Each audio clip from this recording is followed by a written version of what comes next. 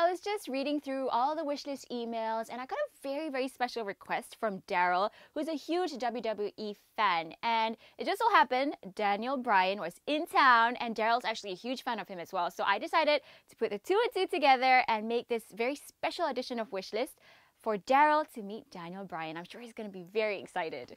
How do you think this is going to turn out? Like the minute you shake his hand, what's your expectation? My expectation is like him being able to answer all my questions because I've think about this ever since a week ago. Yeah. So hopefully he will answer all my questions. How long have you been watching him? Ever since 2010 when he first made his debut in WWE. Wow, 5 years already. And I think he's ready for you, so let's go and meet him.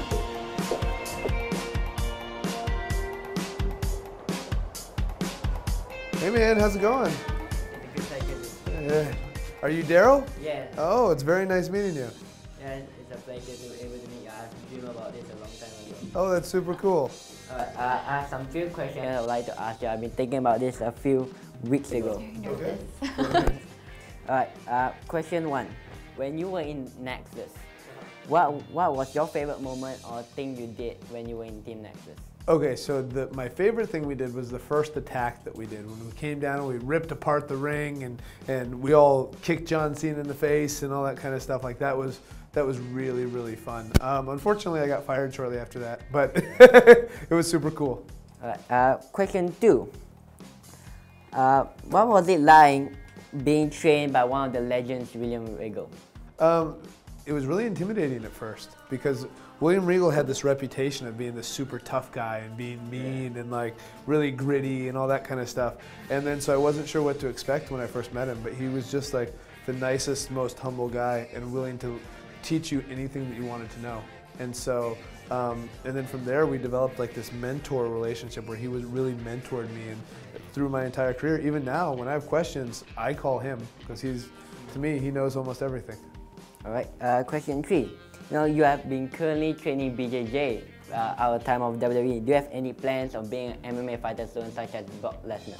Absolutely not. So I like jiu-jitsu in the same sense that like when you see dogs playing, they fight each other, right? But they're not trying to hurt each other.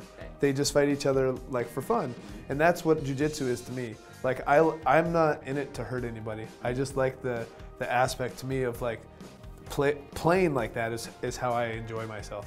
Is that how you think of your submission move, the yes lock, because it's also a BJJ move called omoplata? Yeah, so it was actually, so I was taught it by my grappling coach named Neil Melanson, who was Randy Couture's head cornerman for his last couple fights. Right. And Neil's my good friend, and he trained with Gene LaBelle.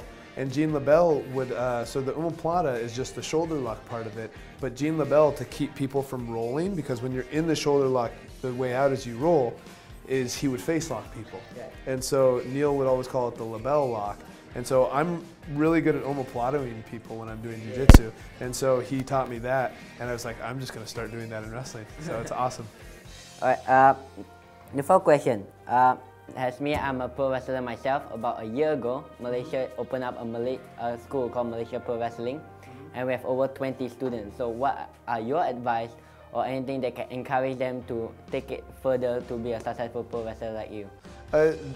The whole thing with wrestling for me, some people are gifted, right? Some people they look at, before they even start wrestling, WWE looks at them and says, we are going to make that person a star, and they sign them.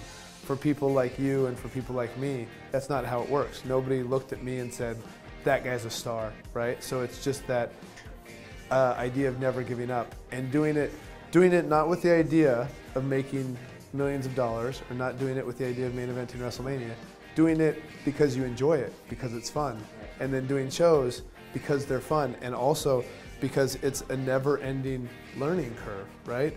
There's no pro wrestler, even I consider Shawn Michaels the greatest American pro wrestler of all time, right? He will tell you he's never had a perfect match. And that's this idea, and artists think the same way, right? You'll see artists who paint things, and they'll be like, everybody else will say, that's an amazing painting, that's perfect. And they'll be like, no, I wish I would have done this different, you know? And that's the thing that you have to take with wrestling, is that you're always working on perfection, but you never get there. So it's fun. It's the journey, not the ending. Yeah, true. You have main event WrestleMania, you have 2 matches on the same night. what was your feeling when you defeated the Triple H and you were able to win the WWE World Heavyweight Champion against Batista Randy Orton? It was really surreal. You get this, sometimes I get this feeling when I'm wrestling where I feel like I'm not in my body. Like I feel like when I'm going down, I feel like it's like I'm outside of my body looking down at it. And that's kind of what that felt like. And it was also surreal because my mom was there, my sister was there, my little nieces were there, and they got to share that with me. My wife was backstage, right? So all these people that I love were there for the biggest moment of my career. And that's just like, it gives me chills just thinking about it, you know, it's super cool. All right, Daryl, you met this man, this yes man right here in person just now. How does it feel? Well, it feels good, you know. I was so nervous before, but You I feel were, better. you were like shaking, and then when you met, you were like stumbling and stuttering as well. But I mean, the point is you got to meet your idol, right? Yeah, he got to answer my question, you know, that's the best part. My wish list came true. How is he as a person though? He's friendly, you know, I thought he would be like, his character, like, he's big, he will talk. But then he's quite friendly and he's quite cool. And in the end, he actually gave you something, right? What was it? Yeah, he gave me a picture of him when he win the title, and he wrote it to Daryl. Then he wrote your name. Yeah, he wrote my name. That's awesome. Yeah, it's legit. Make sure you don't lose it, yeah. I won't. I'll keep it somewhere safe. Yeah. Frame it. Is there anything else you want to say? Thank you to Wishlist for making this come true. It's awesome. Yes. Thank you. Well, not really the wish list, just Reem because Mark is not here. But anyway, if you want your dreams or your sporting wishes to come true just like Daryl, make sure you write into us at wishlist@astro.com.my and follow us on Instagram, wishlist TV. See you then. Bye-bye.